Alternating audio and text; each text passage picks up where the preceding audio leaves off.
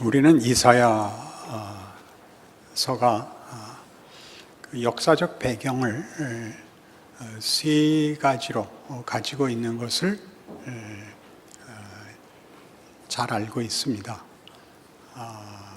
1장에서 39장까지 아마 역사적 배경은 이스라엘이 망하는, 북이스라엘이 망하는 시대와 남왕조의 멸망기까지 배경으로 가지고 있고,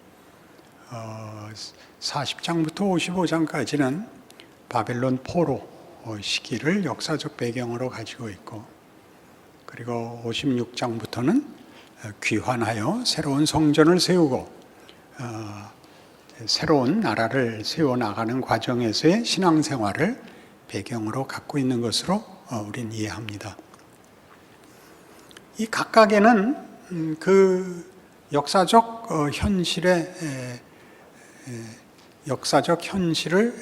이해할 수 있는 하나님이 제시하시는 세계관이 있습니다. 제1차적 세계관은 원칙과 심판의 세상이었습니다. 이스라엘이 하나님과의 약속을 어기고 그 신앙을 성실히 수행하지 않을 때 받게 되는 보응, 심판이 그 세계의 질서며 그 하나님의 일하시는 그 심판의 기준이었다면, 제2차 세계관에서는 자신들의 잘못으로 초래한 다른 나라에 포로된 징벌의 자리에서 하나님께서 그들을 용서하시고 회복하시고 구원해내시는 약속으로, 은혜로, 구원으로 제시되는 세계관이었습니다. 하나님의 약속이요, 비전입니다. 그래서 그 아무 희망도 없는 자리에서, 또 아무 능력도 없는 형편에서 하나님이 행하실 구원이 약속되고 노래됩니다. 그리하여 실제로 이스라엘 백성은 풀려나고 본국으로 돌아와 성전을 짓게 됩니다. 56장이 이하는 그때를 배경으로 하고 있습니다. 문제는 제1차 세계관이 제시했던 원칙과 심판의 세계가 제2차 세계에서는 하나님의 은혜라는 약속과 능력 속에서 그 심판의 결과를 뒤집는, 반전하고 회복하고 승리케 하는 나라로 약속되었고 실현되었는데, 그렇다면 당연히 있어야 될 제1차적 세계관을 형성했던 원칙과 심판이 소멸되지 않고 아직도 책임과 요구를 가지고 이스라엘 백성을 다그치고 있다는 현실입니다. 이스라엘은 돌아왔으나 분명히 회복되었고 성전을 재건축하고 조국을 찾았으나 그 현실은 2차적 세계관이 약속되었던 것이 기대했던 것과는 달랐습니다. 그들은 기쁘고 평안하고 형통하지 않고 괴롭고 고단하고 의심과 불안과 체념 속에 살아야 했습니다. 우리 56장을 시작하면서도 안식일을 지키라 라는 제1차적 세계관에서 요구되었던 율법이 아직도 강력한 요구로 등장했던 것처럼 58장도 금식이 거론되고 있습니다. 이 금식 문제에 오자 갑자기 시작을 이스라엘 백성들이 한 질문을 받아서 하나님께서 저들을 꾸짖는데, 우리가 금식해도 왜 돌아보지 않습니까? 우리가 기도를 해도 왜 돌아보지 않습니까? 를 저들의 질문을 꺼내서, 이것은 내가 원하는 금식도, 내가 원하는 기도도, 내가 원하는 제사도, 내가 원하는 신앙도 아니다. 너희는 밥을 굶는 게 금식이라 그러고, 내가 원하는 금식은 관용과 용서와 회복과 헌신과 사랑이다. 이렇게 맞받아치십니다. 그니 제2차 세계관에서 극복되고 그 안에서 자체로 소멸되어야 할 제1차 세계관이 다시 요구되면서 2차 세계관이 들어옴으로 인하여 1차 세계관이 어떻게 변하는가를 보여주는데, 제1차 세계관에서 우리에게 요구되었던 율법은 지켜야 할 것, 원칙 정도가 아니라 내용을 담는 것이어야 된다. 이렇게 변하기 시작을 하는 겁니다. 그리고 56장에서는 그것이 안식일을 지키는 문제가 모두에게 열려야 된다로 변한 것을 보았고, 58장에서는 그것은 다만 종교 행사, 예식이 아니라 내용을 담아야 된다. 이렇게 열리는 것을 봅니다. 그러면 1차 세계관에서 요구되는 율법을 지킨다는 것은 그릇이 됩니다. 그 그릇에 2차 세계관에서 허락된 은혜가 담겨야 되는 것이죠. 그럼 어쨌든 다시 돌아와 그릇을 만들어야 뭘 담을 것 아닙니까? 이 담는 문제가 매우 만만치 않습니다. 마태복음 13장으로 가시죠. 3절.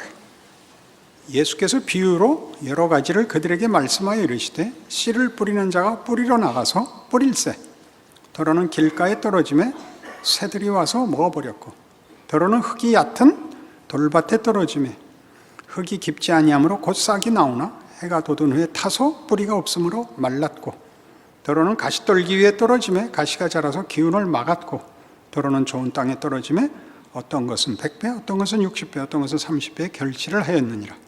귀 있는 자는 들으라 하시니라. 제자들이 예수께 나와 이르되 어찌하여 그들에게 비유로 말씀하시나이까? 대답하여 이르시되 천국의 비밀을 아는 것이 너희에게는 허락되었으나 그들에게는 아니 되었나니, 무릇 있는 자는 받아 넉넉하게 되되 없는 자는 그 있는 것도 빼앗기리라.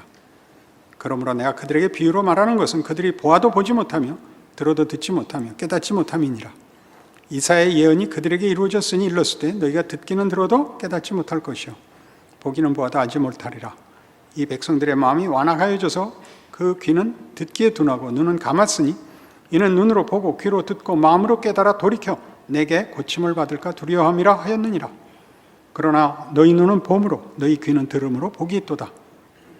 내가 진실로 너희에게 이르노니 많은 선지자와 의인이 너희가 보는 것을 보고자 하여도 보지 못하였고 너희가 듣는 것을 듣고자 하여도 듣지 못하였느니라.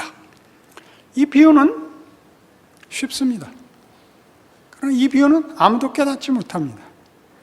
이 비유가 무엇인지는 예수에게서 그 실체가 드러납니다.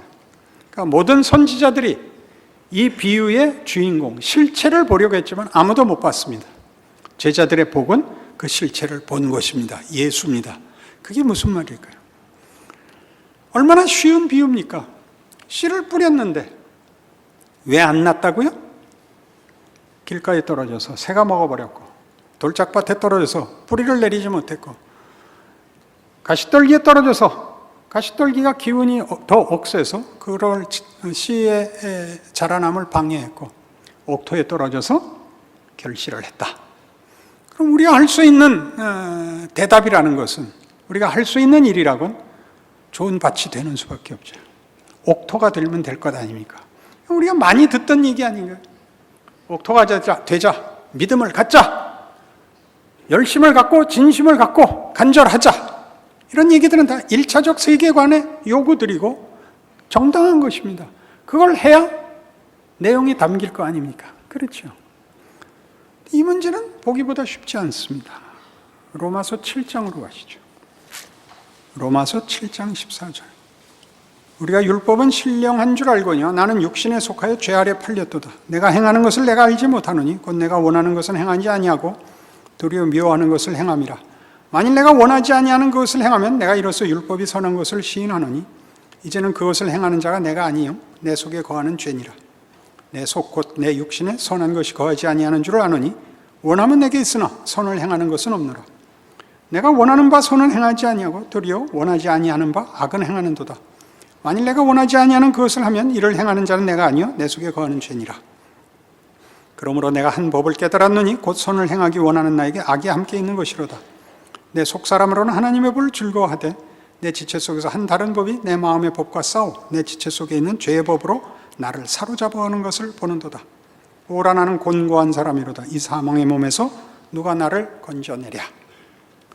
율법의 요구는 우리 오늘 이사야 58장에 나오는 것 같이 이스라엘 백성의 항의같이 우리 금식했습니다. 우리 기도했습니다. 우리 철야했습니다.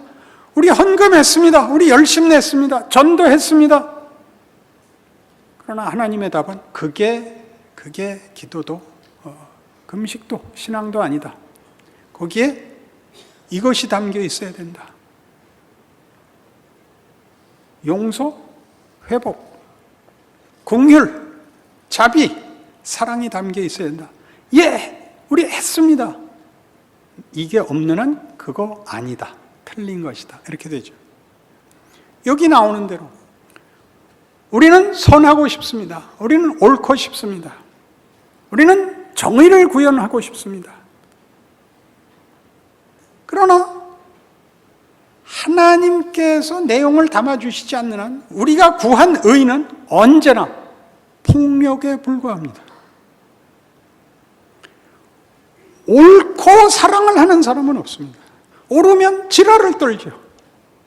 현실이지 않습니까? 옳으면 틀린 것을 들춰내지 옳은데 어떻게 사랑을 합니까? 로마서 7장이 하는 얘기입니다. 그렇죠. 여러분이 금식을 했는데 어떻게 사랑을 합니까? 금식을 했는데 경건을 떨어야죠. 보상을 받아야죠. 기도를 하면 서슬이 펄해지지 자비로워지지 않습니다. 이런 설교를 해도 험해지는데 표정이. 우리는 율법을, 그러니까 제1차 세계의 가장 기본적인 요구를 만들 수가 없습니다. 우리는 정직할 수 있습니다. 경우에 따라. 정직해서 사랑이 흘러나오지 않습니다. 정직하면 넌 왜 그러냐 그러죠. 오호라 나는 곤고한 사람인데 이거 정확히 알고 있어야 됩니다. 이게 무슨 말이 되는 거죠, 전부? 옥토가 될 수가 없습니다. 우리는 뭐가 들어오든지 결실을 할 수 있는 그 기본적인 조건을 우리 스스로 만들 수가 없습니다. 그런데 마태복음 22장에 보시면 어떤 율법사가 와서 예수께 묻습니다. 선생님이요, 계명 중에 가장 큰 계명이 뭡니까? 첫째는 네 마음을 다하고 뜻을 다하고 성품을 다하여 주 너의 하나님을 사랑하라 하셨으니 이것이 크고 첫째 되는 계명이요. 둘째는 그와 같으니 네 이웃을 네 몸과 같이 사랑하라 하는 이것이라. 이 둘이 율법과 선지자의 강령이니라. 사랑이래요. 여러분 공부해 보신 분들 아실 텐데 공부 잘하면 사랑이 넘쳐나는 사람은 내가 본 적이 없습니다. 공부를 잘하면 다 지랄을 떨죠. 공부를 잘하는데 어떻게 사랑을 해요? 공부 잘하는 것들은 꼭 시험을 보자 그러지. 선생님이 시험 안 보고 이번 학기는 그냥 관상대로 주겠다면 펄펄 뛰죠. 억울하지. 그 누구 비난이 아니에요. 우리라고요. 그게 우리. 우린 사랑을 못 만든다고. 의의가 없어요. 왜 모든 정의를 구현하기 위해서는 폭력을 동원해야 되냐고요. 역사를 보세요. 그럼 아무것도 안 하고 있어요. 그럼 다 썩죠. 무슨 대안이 있어요? 왜 예수님이 오셨겠어요? 이대로는 답이 없으니까 오셨죠. 기독교가 뭔지를 정말들 몰라요. 못난 사람들, 믿지 않는 사람들을 대고 너희는 그러니까 벌받아 싸. 너희는 희망이 없는 게 당연해. 그렇게 얘기하면 안 돼요. 우리가 그들이었다고요. 은혜를 입었지. 이 문제는 조금 다른 문제가 되는 겁니다. 옥토가 되면 결실할 수 있다. 우리는 율법을 지켰습니다. 오늘 본문 그대로라니까요. 너희는 율법을 지킨 것이 아니다. 율법을 제대로 지키면 그 내용에 사랑이 나와야 된다. 그게 안 나오면 너희는 아직도 율법을 지키지도 못했고 율법이 뭔지 모르는 것이다. 율법, 제1차 세계 질서가 있어야 제2차 세계관의 은혜가 담길 텐데 이걸 만들 수가 없는데 어떻게 은혜가 들어오겠습니까? 이게 문제가 되죠. 마태복음 7장 15절 거짓 선지자들을 삼가라. 양의 옷을 입고 너희에게 나오나 속에는 노략질하는 일이라. 그들의 열매로 그들을 알지니 가시나무에서 포도를 또는 엉겅퀴에서 무화과를 따겠느냐. 이와 같이 좋은 나무마다 아름다운 열매를 맺고 못된 나무가 나쁜 열매를 맺나니 좋은 나무가 나쁜 열매를 맺을 수 없고 못된 나무가 아름다운 열매를 맺을 수 없느니라. 아름다운 열매를 맺지 아니하는 나무마다 찍혀 불에 던져지느니라. 이러므로 그들의 열매로 그들을 알리라.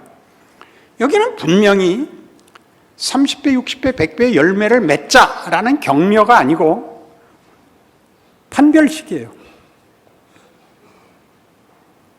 감나무를 알아보는 법. 감이 달리면 감나무죠. 포도가 달려야 포도나무죠. 근데 명찰을 달고 있으면 전봇대에 포도나무라고 쓰면 포도가 열리는 것 아닙니다. 너무나 분명한 것입니다. 우리가 누구인지, 우리가 말하자면 예수를 믿는다는 것은 어떻게 증명이 되는가? 열심을 낸 것이 아니고 구원을 받은 것인 것처럼 예수 안에 있는 새 생명이 열매로 드러나 우리의 본질, 본체, 존재가 달라졌다는 걸 아는 겁니다. 이게 성경이 하고 싶은 이야기입니다. 그 담긴 것으로 존재의 신분과 지위가 변합니다. 이건 뭡니까? 크게 말하세요. 이건 뭡니까? 이걸 컵이라 그러는 사람은 1차 세계관입니다. 물이라 그러면 2차 세계관입니다. 근데 이제 물이니까 약간 애매합니다만 여기 내가 주스를 담으면 물이나 주스나 마찬가지겠지만 주스를 줘 그러면 이렇게 담아서 줘야 되고 물을 줘 그래도 이렇게 담아서 줘야 됩니다. 손바닥에다 글로 써서 자 주스다 그렇게 하는 건 말이 안 됩니다. 담는다는 것은 그 그릇이 그 내용물을 만든 것이 아닐지라도 그 그릇에 담김으로써 그 내용은 비로소 실체화됩니다.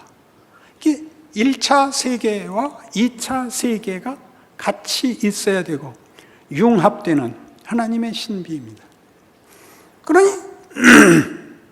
아까 마태복음 13장 씨 뿌리는 비유로 돌아와서 많은 열매가 맺혔다는 것은 좋은 땅이 되어 열매를 맺은 것이 아니라 열매가 맺힘으로써 그 땅은 좋은 땅이 되는 것입니다.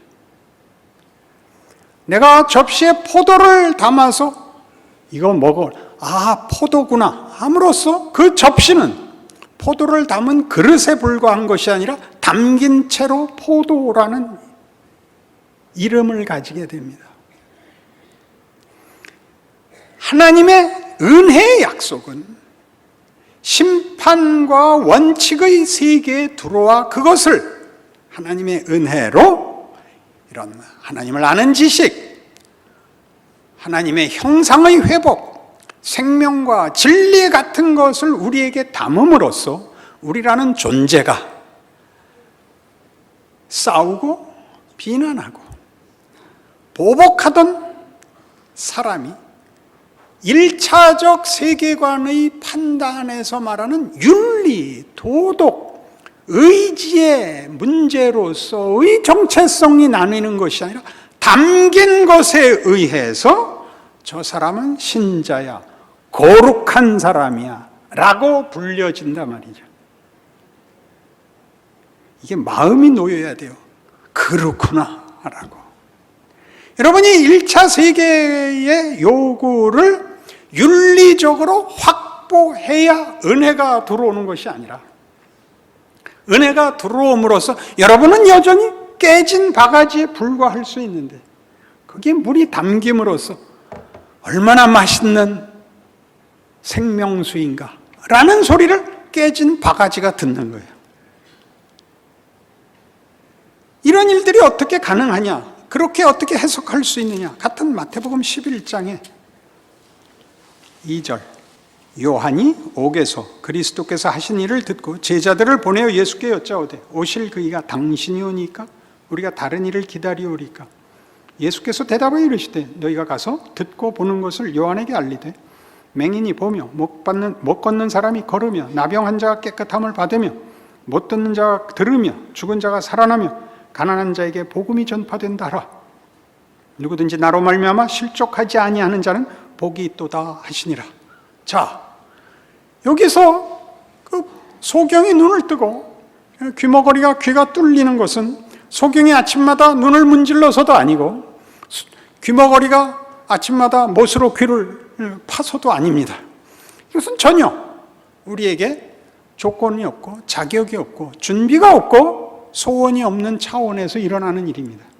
그렇습니다. 우리 안에 담기는 것이 먼저 있습니다. 뭐죠? 신앙 고백. 신앙 고백은 사실은 이유가 없습니다. 그날 왜 눈물이 났는지, 왜 나는 예수를 믿는다고 그날 고백을 했는지, 왜 성경을 보면 눈물이 나는지, 그리고 나는 아무 재미가 없어도 주일날 어디 못 가고 교회에 와서 자야 되는지 그냥 아무도 모릅니다. 들어와 있는 겁니다. 나는 아직 밭을 고치지 않았는데 열매는 들어와 있어서, 은혜는 들어와 있어서 어쩔 줄을 모르겠는데, 여러분 보고 신앙생활을 잘하라 그러면 순서상 제1차 세계관의 요구로부터 출발을 하려고 합니다. 회개하고, 회개하면 예외 없이 비난하고, 우리 교회는 사랑이 없어, 우리 교회는 이상해, 한국 교회는 위기에 처해서, 이런 아무 쓸데없는 얘기에 붙잡혀갖고 원래 자기가 왜 돌아보기로 했는지 은혜를 받아서 열매가 들어와서 이미 30배, 60배, 100배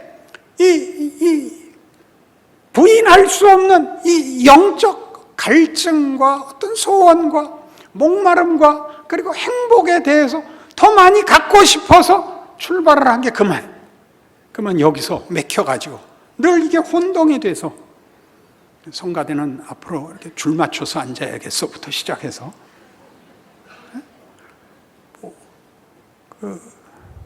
우리 예전에 성수주일 꼭 그렇게 했어요. 그렇게 외적 규칙을 강화해서 그렇게 확보하려는 마음 때문에 이미 들어와 있는 은혜를 누리는 것을 못했다고요. 그 이미 들어와 있는 은혜를 누리는 것에 대해서는 갈라디아서 5장, 성경이 이미 우리에게 이 문제를 요구했었습니다. 갈라디아서 5장 16절, 내가 이르노니 너희는 성령을 따라 행하라. 그리하면 육체의 욕심을 이루지 아니하리라. 육체의 소욕은 성령을 거스르고 성령은 육체를 거스르나니 이 둘이 서로 대적함으로 너희가 원하는 것을 하지 못하게 하려 함이니라. 너희가 만일 성령의 인도하시는 바가 되면 율법 아래 있지 아니하리라. 육체의 일은 분명하니 곧 음행과 더러운 것과 호색과 우상숭배와 주술과 원수 맺는 것과 분쟁과 시기와 분냄과 당짓는 것과 분열함과 이단과 투기와 술취함과 방탕함과 곧 그와 같은 것들이라. 전에 너희에게 경계한 것 같이 경계하노니 이런 일을 하는 자들은 하나님의 나라를 유업으로 받지 못할 것이요. 이러면 안 됩니다. 당연하죠. 오직 성령의 열매는 사랑과 희락과 화평과 오래 참음과 자비와 양선과 충성과 온유와 절제니 같은 것을 금지할 법이 없느니라. 앞에 거 하지 말고 뒤에 거 해라. 뒤에 거 해라가 아닙니다. 성령의 열매는 금지할 법이 없느니랍니다. 옛날엔 이것밖에 할 게 없었다. 그러나 이제는 그렇지 않다. 성령의 열매가 맺을 수밖에 없다. 성령의 열매가 먼저 드러났고, 그래서 너희는 다른 사람이 됐다. 너희는 옥토가 됐다. 거룩한 자가 됐다. 하나님의 자녀가 됐다. 이 같은 법을 금지할 법이 없느니라. 그러니 너희 이거 해라. 그 이제 너희의 책임이고 명예다. 너희만이 할 수 있다. 너희는 세상의 빛이고 소금이다. 그 얘기죠. 뭐 유난 떨 것 없습니다. 우리만 웃을 수 있습니다. 우리만 죽을 수 있습니다. 여기서 죽는다는 건 한 번 죽고 마는 그 죽음 말고 우리 삶에 반복되는 위협을 말합니다. 우리만 죽을 수 있습니다. 세상은 결국 죽기 위해서 죽음을 거부하고 우린 영원히 살기 위해서 매일 죽습니다. 맞죠? 아멘은 뒀다 언제 쓸 거예요?